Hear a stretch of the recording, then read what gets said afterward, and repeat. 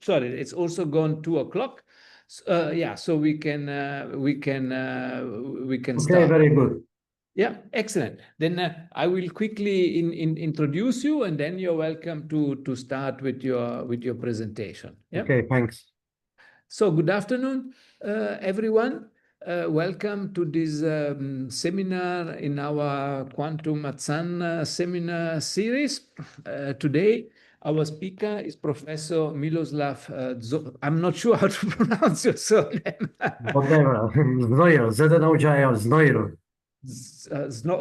Znojil? Okay. Yes, Yeah. Sorry for that. Yeah, I should have practiced before. Yeah, yeah.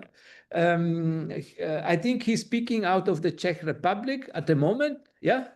yeah. Yeah, but he also has an affiliation with the Durban University of Technology in Durban, of course. He studied nuclear physics in the Czech Republic, which probably was not the Czech Republic at the time. Yeah, at the Czech Technical. Czechoslovakia, yes. At the Czech Technical University, he did his MSc and his PhD in Prague at the Charles University.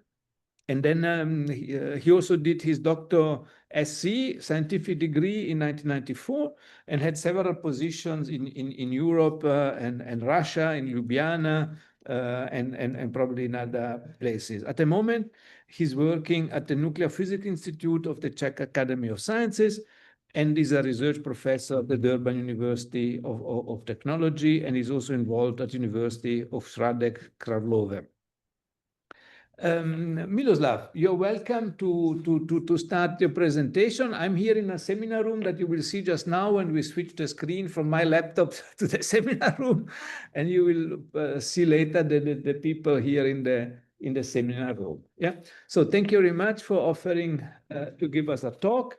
We are very much looking forward to it. Thank you. Over to you. So thank you very much for a nice introduction, and thank you for introduction and for invitation, because it's a rare opportunity to speak in Stellenbosch after many years, although just on virtual level. And unfortunately, there is the place where I'm coming from. So it is greeting which I'm sending from Czechia, and the title is about matrix continuous fractions in quantum physics, and it is talk delivered to Stellenbosch University. So basically, what I like on Zoom is that when there are people who watch it, so they may check independently of the speaker the references. So there are two basic references. People may copy it and check and read it during my talk if they feel bored. And there are two references which appeared recently, and they are both on matrix continuous fractions. So one of them was just sort of introductory, and one is advanced version. Both are more or less specialized to the systems in which there are not only bound states but also resonances in quantum mechanics. And the emphasis is on both mathematics and physics. So maybe we will see later what prevails. So keywords are non-Hermitian physics, because that was the original motivation. Non-Hermitian physics was in the ground of my interest in those things. And of course, green functions and mathematical continuous fractions and newly singular values. Again, a concept which appeared recently as interesting for physics. So prehistory. For me personally, it was exciting to read in 1978 a paper by Singh and others about green function for sextic anharmonic oscillator, in which there was analysis motivated by field theory, which just reduced to use of continuous fractions in this context. I will give details later. And in parallel, in numerical mathematics, continuous fractions were popular as a substitute for power series, because at the times of popularity of perturbation expansions, people discovered that they are often divergent. It was typical example of analog oscillators. The perturbation series was divergent. So green functions were difficult to evaluate, and the representation in continuous fraction form was a popular way how to achieve convergence. And this was transferred to numerical mathematics, in which there were also some examples in which continuous fractions help to do simplify calculations. And one of mathematical aspects which I should point out is fixed point approach to these things. So this is something which was a part of the history of my approach to that. And the next step from ordinary continuous fractions to matrix continuous fractions, again, the origin, I mean, my personal inspiration is very old. That was Grafy and Greki's paper on quartic anharmonic oscillator, and they published very exceptional study in which for quartic anharmonic oscillator they were able to evaluate or represent green function in the form of matrix continuous fraction. And the problem was with convergence. It was slow, but it inspired me again a few years later to think if it makes sense to combine matrix continuous fractions with quickly convergent representation of green functions. And I found several examples which I published in 81, in which there was basic idea was that interaction was Fourier symmetric. So Fourier symmetric anharmonic oscillators were for me encouragement to pay more attention to matrix continuous fractions because the convergence appeared quick in this case, and I was very much encouraged to pay attention to that. But unfortunately, there were times when the growth of computer lowered down the questions of tricks in numerics, and people were able to work with some brute force methods. So I left the business for many years. But again, recently I returned to the field, and in the context of study of complex symmetric operators. It was an independent activity around 2007 initiated by Garcia and his co-authors. And there was also non-Hermiticity appearing as interesting thing, and one of ingredients which brought new physics into the field was phase transitions, which were represented by non-Hermitian operators. Again, there was my interest in that, encouraged by activities in the field which were growing. And what is real motivation for my works, which I will present today, was the work by mathematicians. It was Pušnický and Stampach, who in 2024 published thing which influenced me. I mean, it was something where they discussed inverse spectral problem. I will specify the details later, and they succeeded in solving this inverse spectral problem.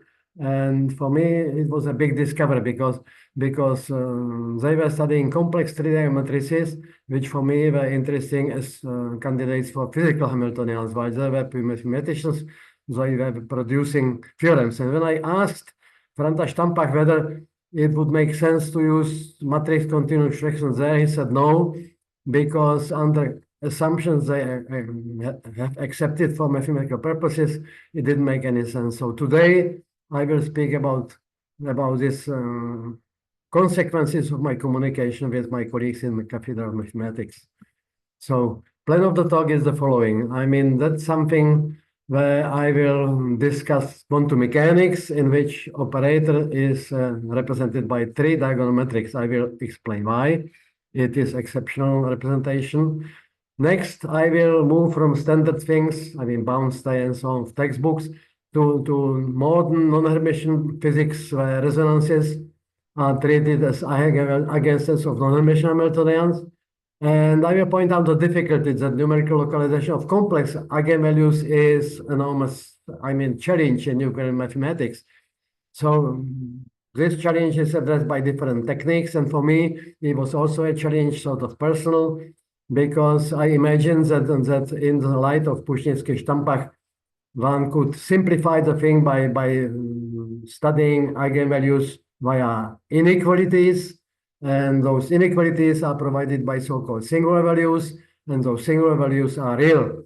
I mean, construction of singular values was something which I picked up as a challenge for me myself. And the result was that singular values can be represented as poles of Hermitized Green functions represented in certain sophisticated Stampach-inspired way. And for illustration, there will be several illustrations. I will return to illustrations later.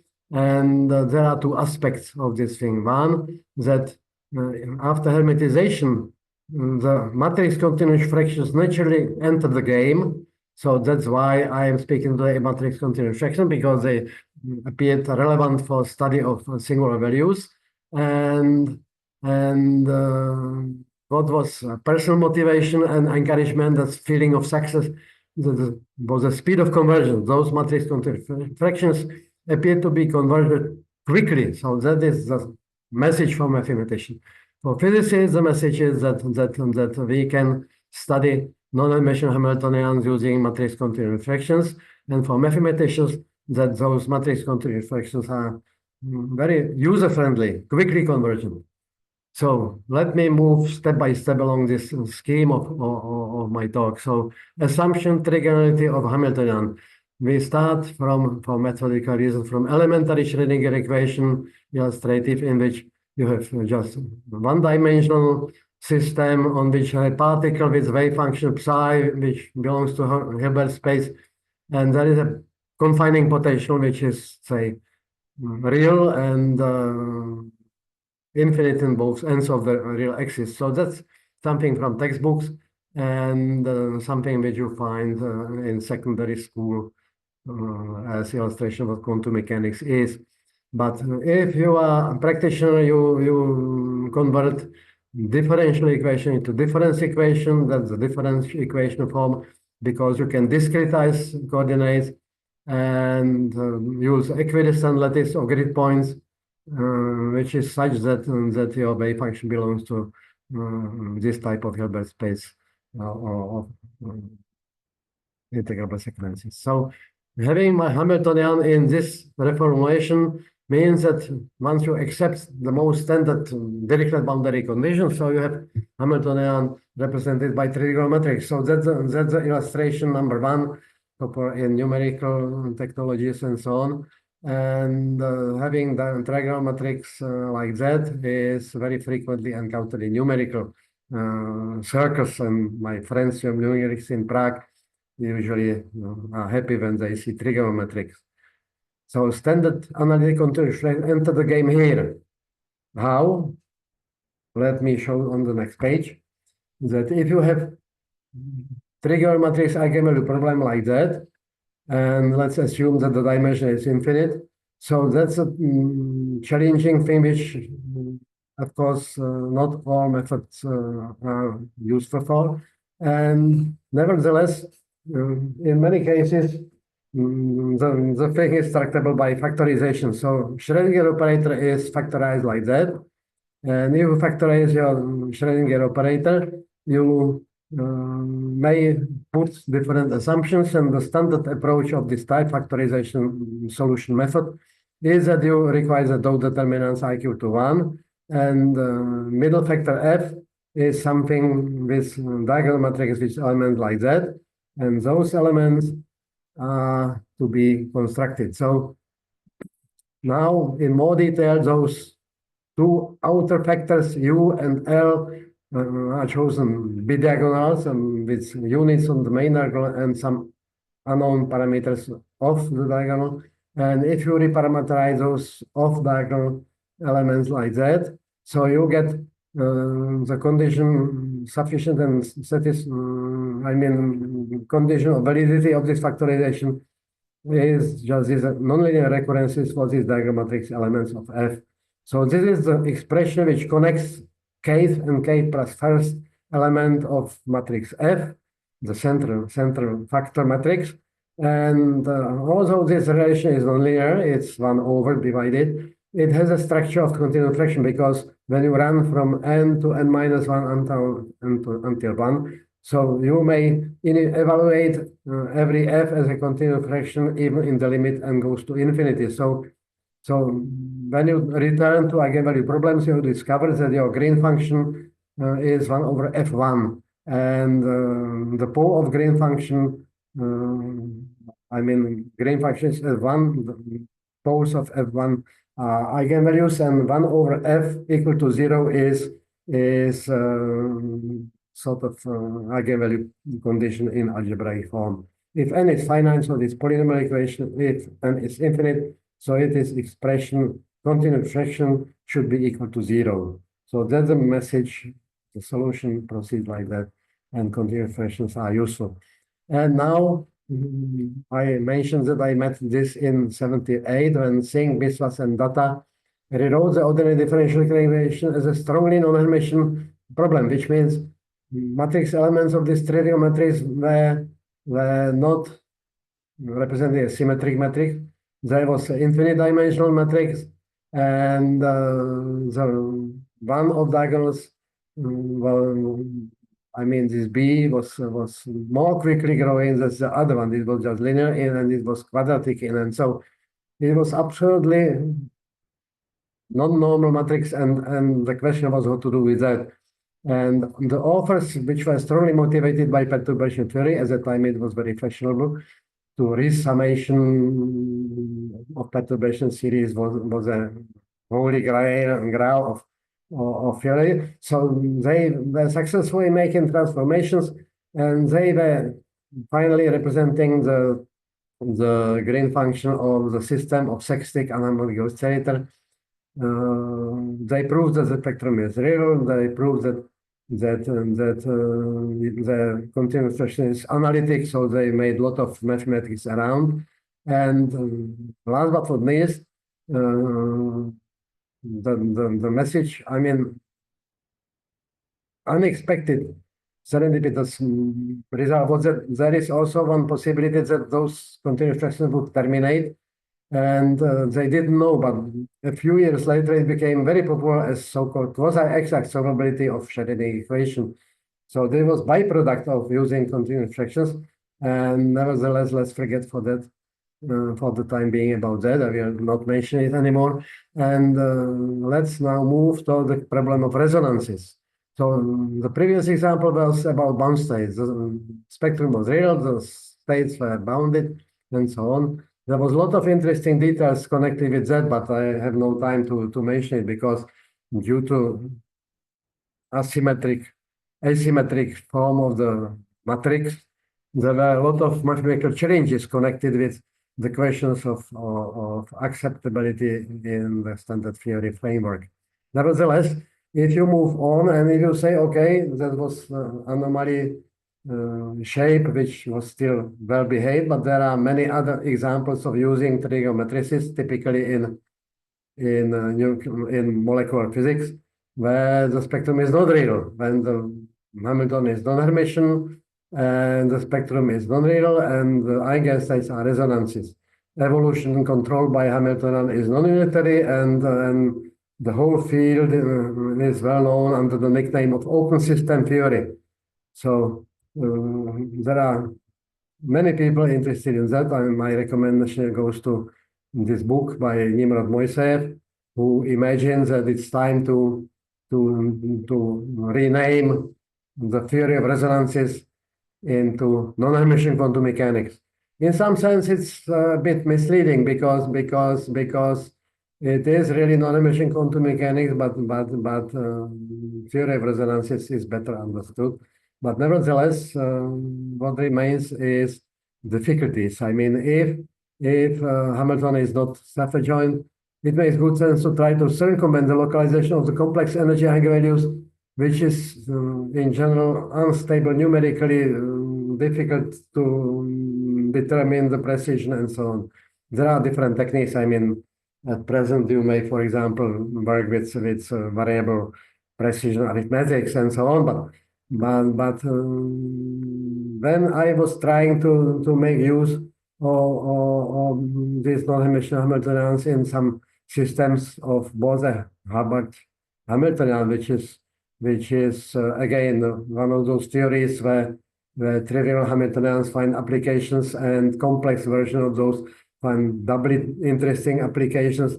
And non-Hermitian degeneracy is a phenomenon which appears in this context as a new way of description of phase transitions. So that's one of things where physics enters the game, that the beginning from trigonometrics and where physics seemed to be just numerical application and so on, suddenly it appeared to be conceptual, that you have conceptions which depend on non-hermiticity of Hamiltonian. And the fact is that Bose-Hubbard was very popular system, which describes many body system. Bose, when it is boson, if it's Fermi-Hubbard, so it's fermions. And those models were very successful in contributing to phenomenology of many body systems in various dynamical contexts. And this context was the context of phase transition, which means the situation in which, you know, Bose-Einstein condensation is a typical phenomenon which appears for multi-Bose systems, but description is something else. I mean, it is difficult to describe degeneracy because if you have Hamiltonian, so energy levels have a tendency to avoid the degeneracy, and this is just one of the difficulties. There is a lot of problems opening in this context. One of those treatments of this problem belongs to Graefe and co-authors in 2008 when they took the standard many-body Bose-Hubbard Hamiltonian written here. So there is a three-component structure of Hamiltonian, which is in every textbook on many-body quantum physics. But what Graefe and his co-authors did was they continued analytically the Hermitian model, self-adjoint Hamiltonian, self-adjoint operator in standard Hilbert space to another operator defined like that. I mean, analytically continued in an epsilon to imaginary axis. And this Bose-Hubbard Hamiltonian which appeared to have very interesting phenomenological properties. One of them is that one of the least interesting in some sense was that this system, in spite of being non-Hermitian, still had a real spectrum. I mean, there were those authors describe subdomains of parameters D0 where the spectrum is real. So where the standard interpretation of the system enters the game. But in my context, what was interesting was that for other parameters, the system moves out of unitary regime, which means in other words, that the system passes phase transition. And this description, this possibility of description of phase transition was by Graefe and others addressed from the point of view of open systems. So they didn't bother too much about the classical, I mean, closed system interpretation and open system interpretation of Bose-Hubbard system.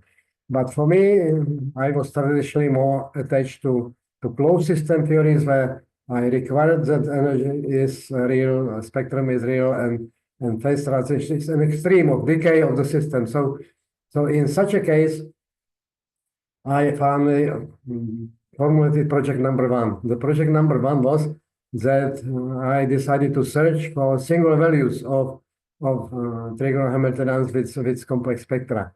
And once I expected that the Hamilton is not Hermitian, so there is this inequality. So deduction of singular values from eigenvalues of such a product, which is the definition of singular value. So so for me, inspiration was Stampach, who said, instead of studying such a product of those two forms of Hamiltonian, it's better to introduce new Hamiltonian like that. It's a double dimension in finite dimension case. And this Hamiltonian has to be studied as a source of study. But what was the main trick, which is due to Pushinsky and Stampach, was that that you may make permutation of the bases defined by this transformation matrix. And you get this intertwining relation between tilde or H and untilde called H. And the gain is that your new quasi-Hamiltonian, which with eigenvalues equal to singular values or giving singular values, is a tridiagonal matrix, but not normal tridiagonal, but block tridiagonal matrix. So isospectrality is the thing which survives, but another thing which survives is tridiagonality of the operator with only generalizations, and instead of numbers, you have 2 by 2 matrices. So A diagonal matrix is composed of original matrix elements in this form, and so on.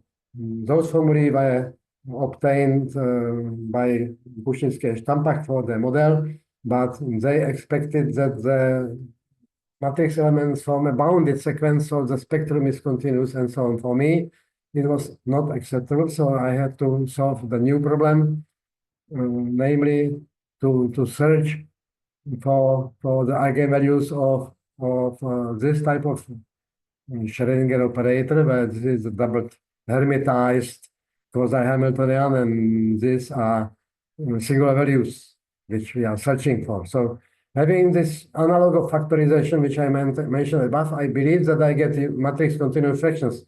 And really it worked. I mean, the idea did work. F was chosen as block diagonal with matrix element 2 by 2 matrices 1 over F, capital F. So now I move from lowercase to uppercase symbols. And there the matrix continuous fraction defined by these recurrences. So again, everything remained fully analogous. And what I enjoyed was that the eigenvalue problem was just having this form. You know, this was green function for determinant of matrix 2 by 2, so it is not too complicated generalization. And again, I can only repeat that factor matrices again kept the same form, because I had to take care of commutativity of matrices, but everything was guaranteed to work.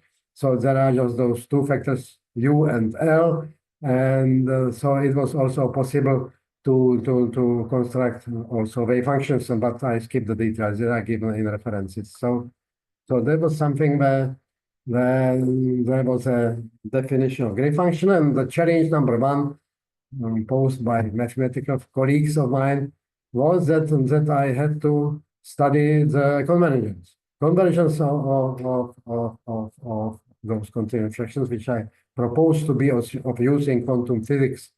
Okay, let me start from the scalar case for explanation of the method. So the method is fixed point technique, which dates back. I skip all the references because there are many works like that. And because we work with continuous fraction, because the mapping is nonlinear, so fixed point idea is appeared to be productive. So elementary proof of convergence of continuous fractions proceeds in similar cases via illustrative example of complex symmetric infinite dimensional Hamiltonian like that. Notice that betas and gammas are real elements on the main diagonal, and alphas are symmetrically arranged around the center. So that's the choice of Bushinsky-Stampach. And in contrast to their choice, I expected that the sequences are unbounded. So in unbounded case, there is the possibility of thinking. Well, I must return. I'm sorry. Notice that gamma is imaginary part of complex symmetric H with a spectrum which is expectedly complex. And if you put all gammas equal to 0, so you return to Hermitian matrix, and you may start explaining the principle of fixed points. So that's what I'm doing now. So if I put gammas equal to 0, I have Hermitian Hamiltonians, and my continuous fraction recurrences have such a form where I dropped the subscript because they can be scaled out. this is a mapping which is to be studied with respect to existence, because map from F to M prime should converge if there is a fixed point, attractive fixed point of this mapping. So again, one can specify the technical details. So you may scale the thing by arbitrary change of alpha. So I choose this type of alpha constant, and I also imagine that if those parameters are growing, because I said that my matrix elements are unbounded sequences. So in comparison, every energy, which is a fixed complex number, can be neglected because it remains fixed, and in asymptotic domain of the indices k, so this energy also doesn't play any role. So the mapping is simplified to Z, which is more or less trivial already. And so what is the fixed point is elementary exercise. So you have two fixed points. They are defined by solution of quadratic equation, algebraic convex equation. And because you see that what is critical is beta squared equal to 2. So I reparameterize beta as square root of 2 times 1 plus delta squared. And if I do that, so I may proceed further. So I see that there are two fixed points like that. If delta is small, so I may neglect higher corrections, and I see that one of those fixed points is bigger than one is smaller than one. So the convergence is achieved just for the smaller one, and the formal condition is the derivative should be smaller than 1. So there's a criterion of convergence of this fixed point iterations. So that's something like first illustration of application of the method that now we may move to the situation in which matrix is really non-Hermitian, so gammas are non-zero, and we have the first lemma. The lemma states that, of course, you can study the complex situations and study normal matrix, normal continuous fractions, but what is really interesting, as I indicated before, are real singular values which correspond to these things. And for those values, I can again have this colored H block trigonometrics with blocks given now by these expressions. So this is something like problem of eigenvalues of this matrix, and the lemma number 1 gives the answer. At any finite or infinite best space dimension n, singular values of standard Hamiltonian can be calculated as eigenvalues of an auxiliary block trigonal Hermitian matrix, this one. So that's a statement. And the proof is obvious. So you have this matrix continuous fractions as mentioned above. You have this definition of matrix F reparameterized. So you have matrix continuous fractions reparameterized in terms of u, x, and y. And of course, the first thing is to find what is the correspondence between f and minus 1. So that's the correspondence, and it is just inversion of matrix 2 by 2. It looks ugly, but still it gives you the iteration of fk plus 1 to fk. Again, the same notation, dropping the subscripts and adding the prime to the new result. So new u, the first element u, the new one, u prime, is given by this expression, which is just insertion of those things to this formula. V prime is given by z, x prime and y prime, again given by explicit formulae. So if we want to find the fixed point and study its convergence of the iterations of the mapping, you have at our disposal, instead of matrices, scalars, and there are 1, 2, 3, 4 scalars and four mappings. Of course, when you watch more carefully the formulae, when you check the structural formulae, you discover that u prime and v prime are the same, so that we have only a triplet of mappings.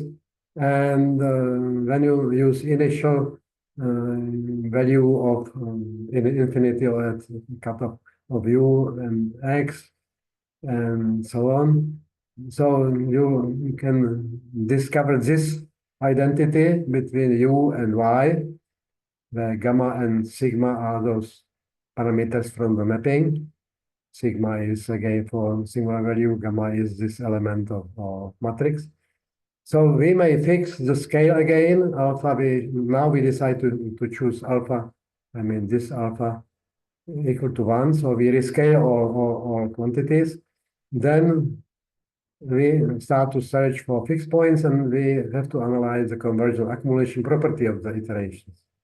So that's something which is answered by lemma number 2, which states that the four asymptotic fixed points of our matrix conversion recurrences, which are again parameterized like that, are defined in terms of a respective root u with subscript fixed point of quartic polynomial. So that's something where we have fixed point defined as a root of quartic polynomial, which is in principle still solvable problem. I mean, algebraic equation of the fourth order is still solvable in terms of enormously complicated but closed formulae. So that's something like achievement by itself. I mean, it's of appeal for mathematicians, not so much for physicists, because if you ever try to use this formula, so you discover that it's better not to.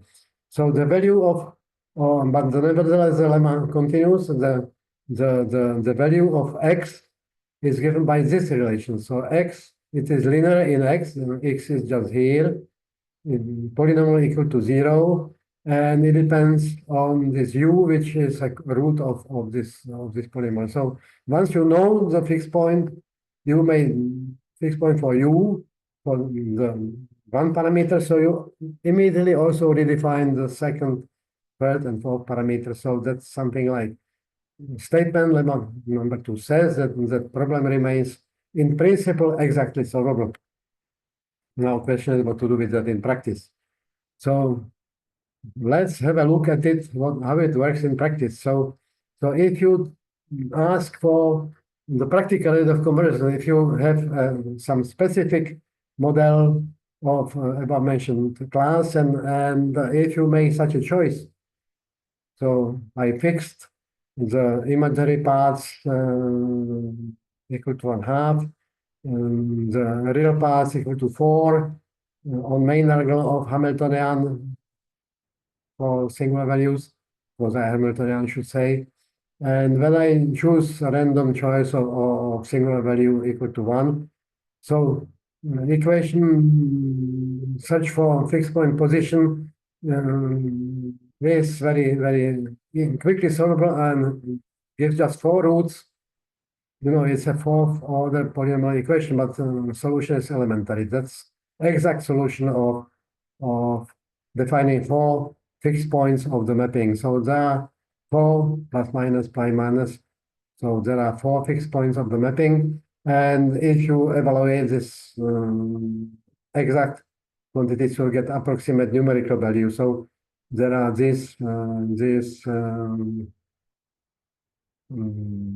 values of these 4 values of eligible fixed points. So the point is that stable one is only one. So it's the second one in the list, this one. It's an explicit test. I mean, there is no short way for the king. You must patiently test and verify, and you discover that there is really this fixed point. And so you also say, okay, I won. I made a proof and I may illustrate it. So the question is, okay, we have a fixed point, we have a proof of convergence, but still the question is how quickly the model converges. So that's something like primitive implementation of the algorithm of continuous fraction into computer. And here you see that u, x, and y are converge very quickly to the correct value. So when you check the precision, so you see that already after 6 iteration you already have 6, 7 digits correctly and so on. So this example which makes everybody, I mean people like me, excited. Look, that's very nicely convergent. Unfortunately, everybody knows that it cannot be convergent always because the spectrum may be also ill-behaved and the matrices may be known not to converge. So example number 2, and again, intuitively one thinks that what is important is that the main diagonal is big enough. But still, once you have the same example, instead of beta equal to 4, real part of main diagonal equal to 4, if you decrease it to beta equal to 2, intuitively one would expect that it is still big enough.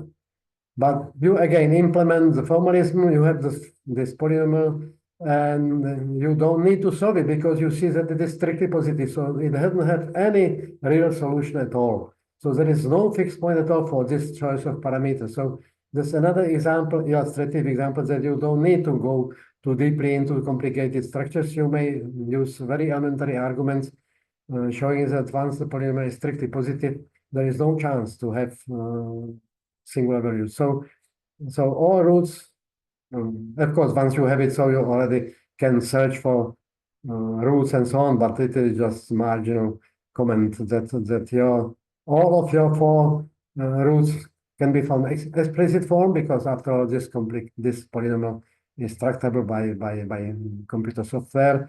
So the answer by computer is that one, and numerical answer is this one. So all 4 rules are really complex and not real, and this means there is divergent case. So a few conclusions. So we were building a tower and the AP difficulties. So matrix conclusion is that matrix continuation works, but sometimes it doesn't because every method has limitations of its applicability. But mostly we have its applicability under control. That's important. So knowing that, there is project number 2, because when you apply this technology, you see that there were assumptions concerning the asymptotics of your matrices. And the basic assumption is that fixed point method works very well under assumptions that your matrix elements are growing with indices, so asymptotically very large. So it is favorable for truncation. So that's something which we love in applications in quantum mechanics. But after some experiments with some realistic models, I tried, for example, to Bose-Hubbard, I discovered that the method doesn't work. And the reason was that it doesn't satisfy the Bose-Hubbard method is plus minus symmetric. People use the term PT symmetry. So with respect to parities, there are doubly infinite matrices which are characteristic for these models. So if you start from one end, you don't satisfy the convergence assumptions on other end, and vice versa. So full extension is also illustrated by differential equations, because also in differential equations, if you have half-line differential equation, so it's recurrent methods of solution work well on half-line.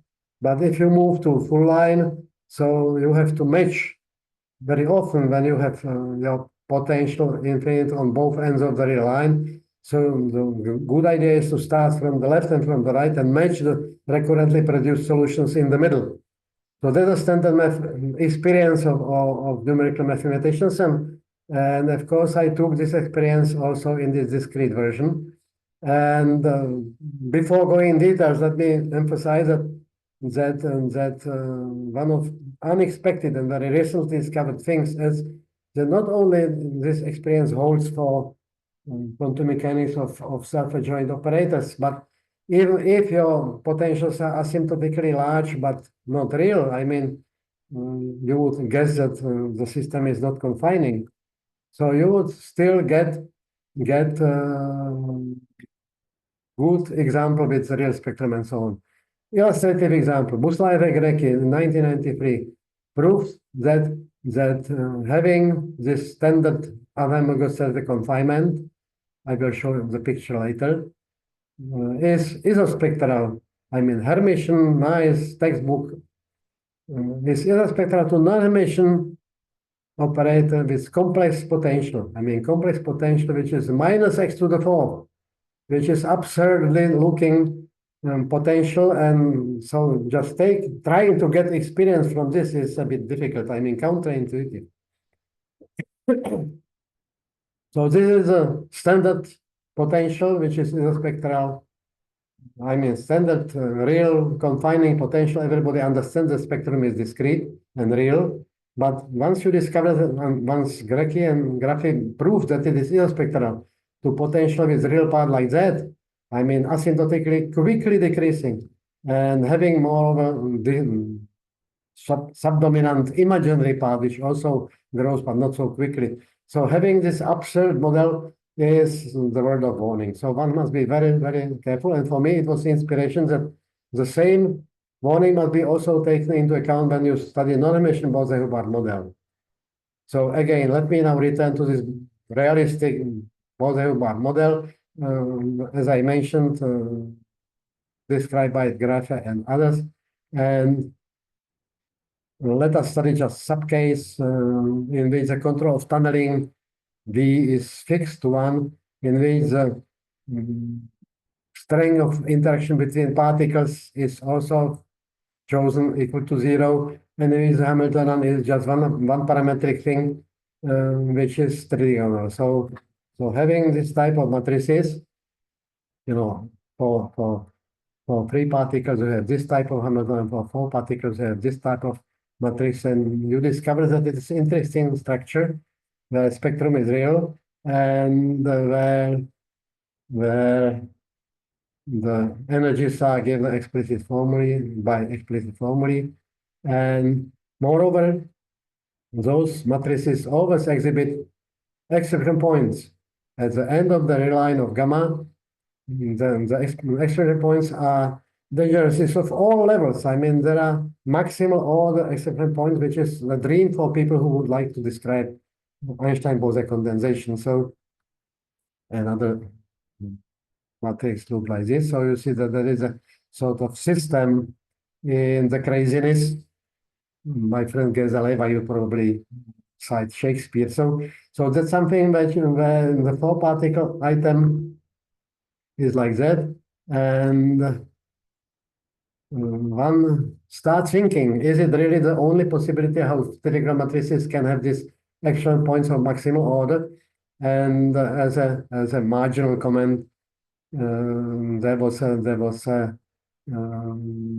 paper which I mentioned before, where it is non-Bose-Hubbard, still tridiagonal, and still having this full degeneracy of the real spectrum, but it is just showing that Bose-Hubbard is not the only model of that kind. And what is typical for all of models is that the matrix elements are symmetrically growing in both infinities. So this is matrix which shouldn't be treated as 1, 2, 3, 4, 5, but as 0, -1 + 1, -2 + 2, and so on. So that's a typical example of matrices for which the continuous expression method doesn't work, but for which there seems to exist immediate generalization. And let me now describe it.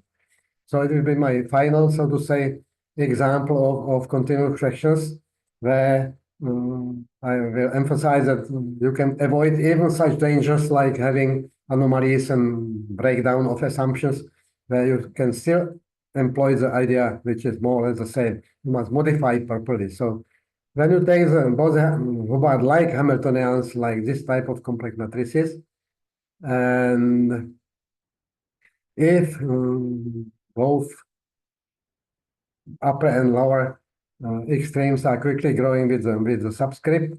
So you have the typical example where there is doubly asymptotic growth of the matrix, and the solution again should be sought in partitioning, in factorization. But the factorization cannot be naive. So having Schrödinger equation, where now those things are matrices and this is the column vector. So now one has to be careful with numbering. So instead of column vector numbered by subscripts 1, 2, 3, and so on. Number it minus m and up to plus n. So there is this type of column vector, and one takes this Schrödinger operator and factorizes it again the same way as above.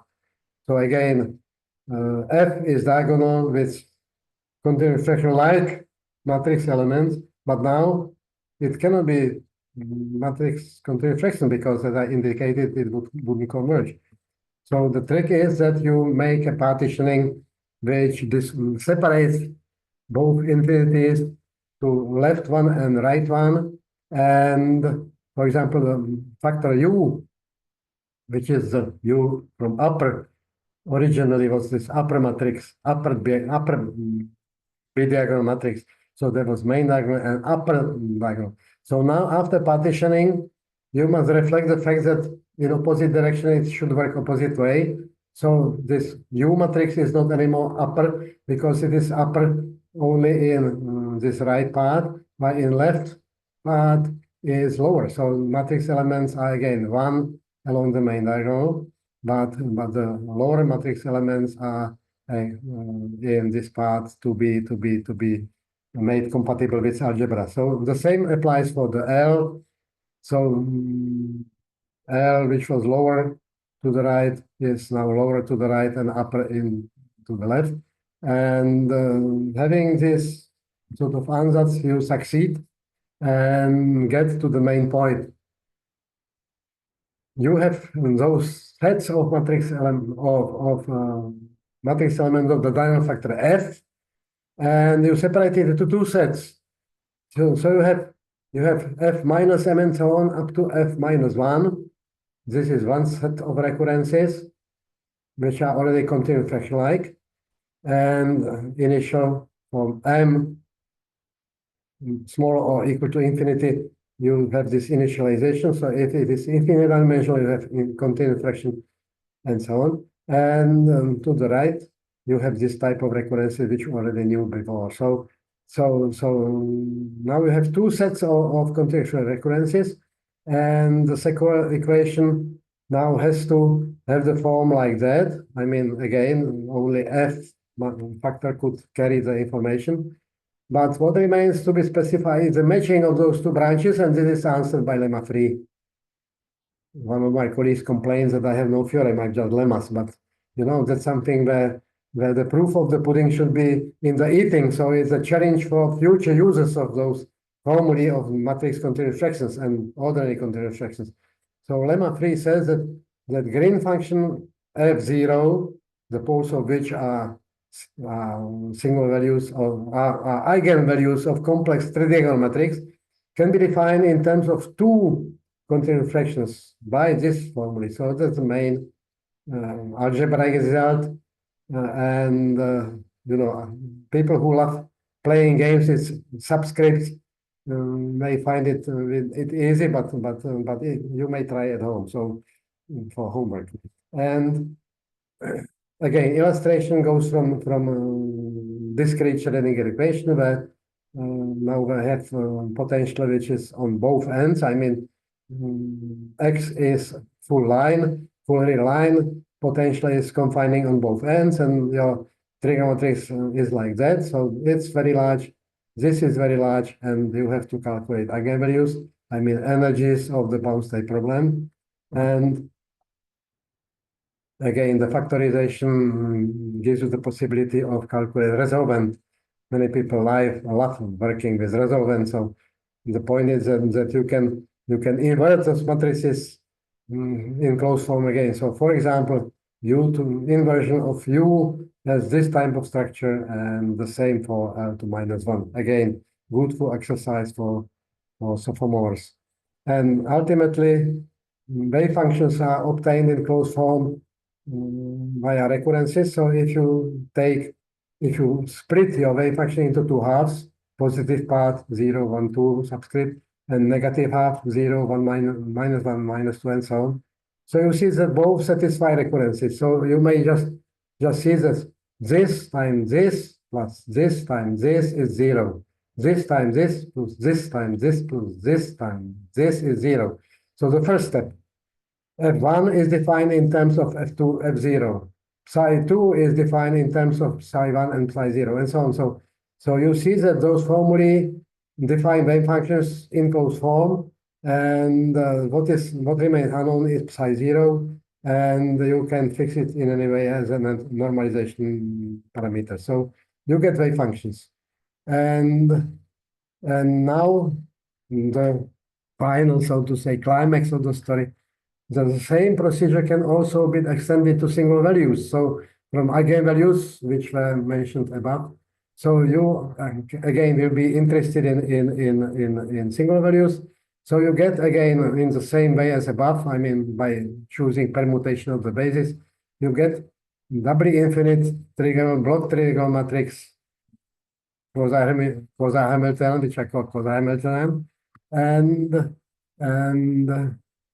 so now everybody who understood what I said is already able to believe that the pair of matrix continuous fractions enables us to define the matrix F0, the terminal of which is equal to Green function. So that's final lemma form in which Green function is defined as the determinant of this expression 2 by 2, and the components of this expression, I mean f minus 1 and f1, matrix continuous fractions defined by these two sets of recurrences. So that's something which is a climax of the story, that you needn't be depressed, as I used a couple of years ago, by failure of the matrix continuum method, but you can generalize it. So there are two generalizations to double infinite and to single values. So summarizing what I said today, so I was speaking about non-Hermitian tridiagonal Hamiltonians, and I found them user-friendly. I was able to assign complex Green functions to this system in two alternative continuous fraction forms. And I was also able to specify singular values via Hermitized Schrödinger-like equations. And then the Hermitized Green functions appear to be tractable via matrix continuous fractions. And in particular, in doubly infinite case, Bose-Hubbard-like, I call it, it was still feasible just by modification of the formalism. So thanks for your attention, and I'm prepared to answer your questions. Yeah, thank you very much for the very nice talk. Now we know everything about the diagonal matrices. Thank you very much. Are there questions from the participants here?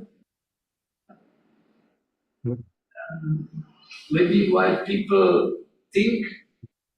So here there's a question. There's a question by Partha Nandi, who apologizes that his microphone doesn't work, so I will read his question. If the system evolves under non-unitary dynamics, how can one still define the conservation of probability? It goes on. More specifically, does this imply a modification of the continuity equation? Additionally, is it possible to make a non-Hermitian Hamiltonian operator Hermitian by choosing a suitable inner product on the Hilbert space so that evolution becomes unitary with respect to this modified inner product? So it's quite a mouthful, but it's in the chat. You can, no, he just sent it to me, sorry. Send it again. Yeah, I can. The question has several aspects, because you have to distinguish between systems with real spectrum and with complex spectrum. Both may be described by non-Hermitian operators, and nevertheless, in the former case, the non-Hermiticity has the property of being hermitizable, in the sense that you modify the inner product, and after you modify properly the inner product, so you return to standard theory with unitarity and with probability conservation. In contrast, systems with resonances usually are interpreted as systems which are not fully described by the Hamiltonian, and typically are connected with some environment, whatever you call it, and so probability is not conserved. So system is non-unitary, and you must find a way how to interpret all those things which are observed. But of course, in experiments, you still measure some aspects of unstable systems. So in this context, the use of singular values is something which really helps to find a way towards making the theory complete, because you cannot make it complete once you don't know the complete Hamiltonian. If you knew full Hamiltonian, you would have a real spectrum. So that's sort of paradox of non-Hermitian quantum mechanics of resonances, because this incompleteness of information is reflected by the complexity or complexification of observables, but it is just a consequence of the absence of full description. So you can take it as effective theory. You know, effective theory is the language in which you are able to accept that we don't know everything. We are able to work with theories where we have just the partial knowledge of theoretical aspects, and still we are able to make predictions, and we are able to formulate inequalities and search for phenomena in some domain, and so on and so on. So I don't know if I answered the question. I think it was a very comprehensive answer. Thank you very much. I also have a question. You know, you mentioned the Bose-Hubbard model as an example, and at some stage you mentioned also open quantum systems. Are there applications of these arts that you describe in the context of Lindblad equations for the density matrix? I don't know. That big business of Bose-Hubbard is something where even this transition to Graphe and others was a very unconventional idea, which was probably not completely, so to say, converted into full theory. I mean, they were interested in something like spectra, not distinguishing between real and complex part of the spectrum. But I never understood whether they are speaking about closed system or open system. And in case they would say that they are speaking about open system, so they would have to say so, but they never did. And if you speak about closed systems, so you are more or less obliged to construct the correct Hilbert space and inner product metric and probabilities and so on. So, and they also didn't do that in spite of the fact that part of their models was having the real spectrum, so it was eligible for interpretation of closed system, but there were no comments. I mean, there was, in fact, I was the only author who continued in this analysis, and I proposed that let's take these special cases as unitarily, I mean, closed system, I mean, probabilistically well interpreted, and a real spectrum having systems which are able to pass through phase transition. But the problem is that this passage through the phase transition itself is an extremely complicated theoretical challenge, which is again not yet answered, as far as I know. Always good to know that there are still things to be done. Yeah. Are there any other questions? Also, the participant online, if you want to ask a question, just raise your hand, virtual hand, and I can. No, you should be all speakers. It's a seminar, it's not a webinar. Sorry. It's a meeting. It's a meeting. Sorry. Okay, if there are no more questions, then Milos, thank you very much for your talk. We will think about thinking about potential uses of your nice mathematics that you shared with us. That was very interesting. And if you happen to be in Durban in the near future, let us know. We will be very happy to invite you to Stellenbosch. Yeah.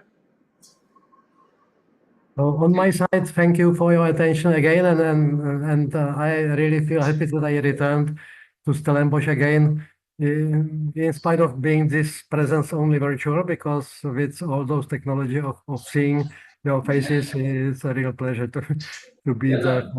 Okay, but let's hope that we will see you in person in a not too distant future. Yeah.